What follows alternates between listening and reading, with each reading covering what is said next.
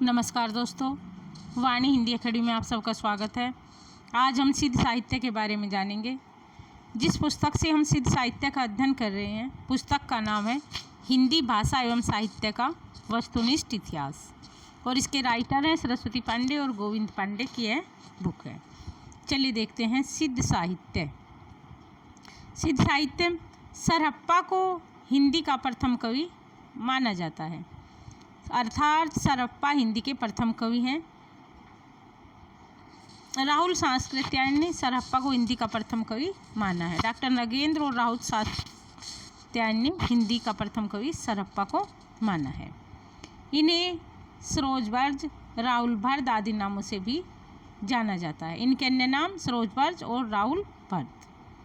सिद्धों में सबसे पुराने सरहपाद है। सरहपाद और सरहप्पा एक ही है। सिद्धों में सबसे पुराने सरहपाद हैं। सिद्धों ने बौद्ध धर्म के ब्रजयान तत्व का प्रचार करने के लिए जो साहित्य जनभाषा में लिखा वह हिंदी में सिद्ध साहित्य की सीमा के अंदर आता है। अर्थात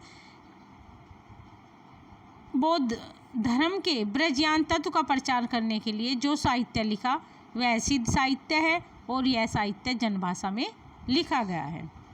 ब्रजयान का केंद्र श्री पर्वत पर रहा है, अर्थात सिद्धों का अड्डा श्री पर्वत रहा है। सहजयानियों की भाषा का नाम संध्या भाषा है। यहाँ से कई बार क्वेश्चन बनता है कि सिद्धों की भाषा क्या है? संध्या भाषा है।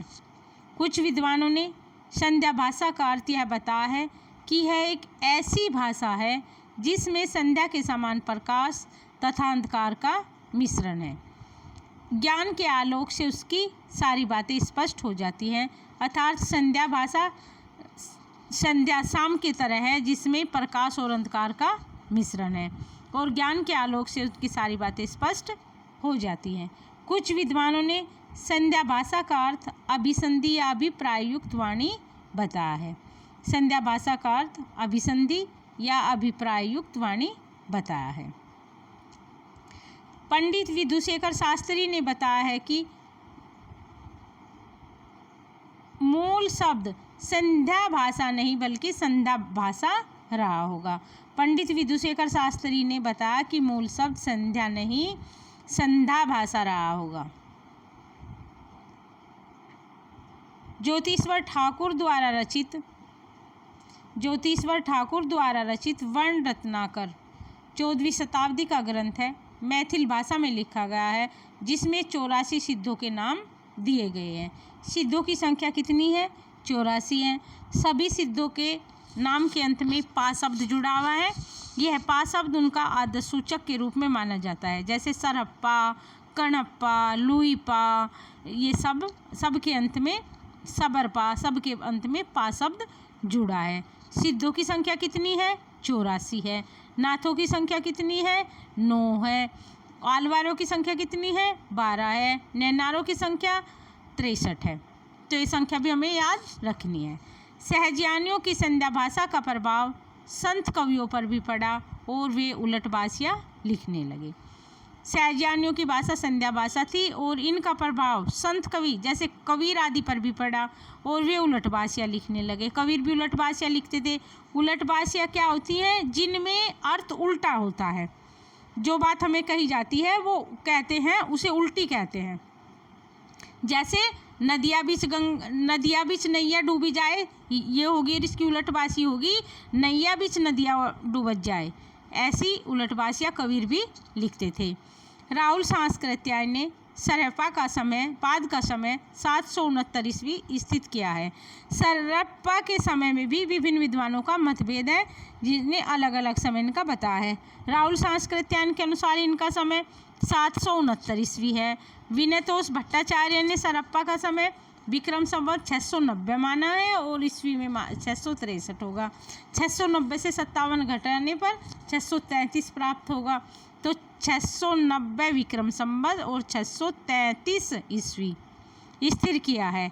सरहप्पा के लिखे 32 ग्रंथ बताए जाते हैं, जिनमें दोहा कोश प्रसिद्ध है।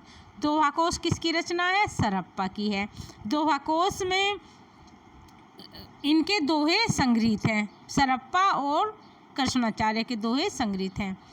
महामहोपाध्याय हरप्रसाद शास्त्री द्वारा संपादित बोधगानो दोहा में सरहप्पा और कृष्णाचार्य के दोहे संग्रहित हैं। महोपाध्याय हरप्रसाद शास्त्री ने बोधगानो दोहा में संग्रहित पुस्तकों की भाषा को प्राचीन बांग्ला कहा है। इन्होंने इनकी बोधगान दोहा की भाषा को प्राचीन बांग्ला कहा है। दोहा कोश का संपादन डॉक्टर प्रबोध चंद बागची ने किया है। दोहा कोश का संपादन प्रबोध चंद बागची ने किया है। दोहा कोश में तिलोपा, सरहप्पा, कणप्पा के दोहे संग्रहित हैं। देखो सभी के अंत में पा शब्द जुड़ा हुआ है जो कि इनके आदर्शसूचक शब्द है। सरहप्पा की जीवन दृष्टि संक्षेप में इस प्रकार है। सरहप्पा की जीवन दृष्टि देखिए, सहज संयम, सबसे पहले सहज संयम, फिर पाखंड और आडंबर विनाश, उसके बाद गुरु सेवा, फिर सहज मार्ग, फिर महासुख की प्राप्ति। सबसे पहले क्या होगा? सहज संयम होगा, फिर पाखंड और आडंबर का विनाश, फिर गुरु की सेवा, फिर सहज मार्ग के बाद महासुख की प्राप्ति। ये सरहप्पा की जीवन दृष्टि है। आगे देखिए, बच्चन सिंह ने लिखा है आक्रोश की भाषा का पहला प्रयोग सरहप्पा में ही दिखाई देता है। आक्रोश की भाषा का पहला प्रयोग सरहप्पा में ही दिखाई देता है। सिद्धों की भाषा को संध्या भाषा का नाम मुनिदत्त और अद्यबर्ज ने दिया है। ये क्वेश्चन बनता है, संध्या भाषा नाम, सिद्धों की भाषा को संध्या भाषा नाम किसने दिया है? मुनिदत्त और अद्यबर्ज ने दिया है। सबरपा सरहप्पा के शिष्य थे और लुइपा के गुरु। सबरपा सरहप्पा के शिष्य थे तथा लुइपा के गुरु थे। सबरपों की वेशभूषा में रहने के कारण इनका नाम सबरपा पड़ा, सबरपाद पड़ा। सबरपा हमेशा दुल्हे की वेशभूषा में रहते थे, इसलिए इनका नाम सबरपा पड़ा। और इनका जन्म क्षत्रिय कुल में सन 780 में हुआ था। चर्यापद इनकी प्रसिद्ध पुस्तक है। सबरपा की प्रसिद्ध पुस्तक चर्यापद है और सबरपा नाम इनको हमेशा दुल्हे की वेशभूषा में रहने के कारण मिला और इनका जन्म 780 में क्षत्रिय कुल में हुआ था। चर्यापद एक प्रकार का गीत है। चर्यापद क्या है? सबरपा की एक ग्रंथ है, सबरपा की पुस्तक है चर्यापद। चर्यापद एक प्रकार का गीत है जो सामान्यतः अनुष्ठानों के समय गाया जाता है। चर्यापद संध्या भाषा के दृष्टकूट में लिखी गई है जिसके दोहरे अर्थ होते हैं। सिद्ध साहित्य में दोहाकोश की रचना परिनिष्ठित अपभ्रंश में हुई है और चर्यापदों की रचना अवट में हुई है। जो चर्यापद है वो एक प्रकार के गीत हैं, इनकी रचना तो अवट में हुई है और जो सिद्ध साहित्य में दोहाकोश है उसकी रचना परिनिष्ठित अपभ्रंश में हुई है। चर्यापद क्या है? चर्यापद एक प्रकार का गीत है जो सामान्यतः अनुष्ठानों के समय गाया जाता है और उसकी भाषा अवट है। सिद्धों का दोहा और चर्यापद संत साहित्य में, सिद्धों का दोहा और चर्यापद संत साहित्य में क्रमश साखी और शब्दी में रूपांतरित हो गया। सिद्धों के जो दोहे हैं वो तो साखी में और चर्यापद शब्दी में किंचित रूपांतरित हो गए हैं।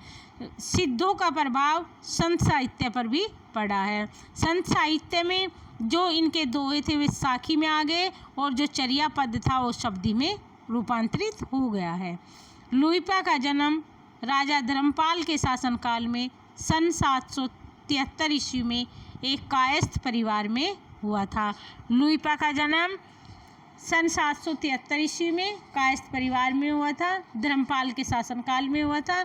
लुइपा सबरपा के शिष्य थे। सबरपा कौन थे? सबरपा हमेशा दुल्हे की भेष में रहने वाले थे और चर्यापद इनकी पुस्तक का नाम था। चर्यापद इनकी पुस्तक का नाम था। लुइपा का जन्म धर्मपाल के शासनकाल में हुआ था 773 ईस्वी में और कायस्थ परिवार में हुआ था और लुइपा सबरपा के शिष्य थे, अर्थात लुइपा के गुरु सबरपा थे। इस प्रकार दोस्तों हमने सिद्ध साहित्य को देखा है। इसके बाद हम जैन साहित्य को देखेंगे। मिलते हैं दूसरी प्रैक्टिस सेट वीडियो में अन्य किसी जैन साहित्य के साथ। धन्यवाद दोस्तों।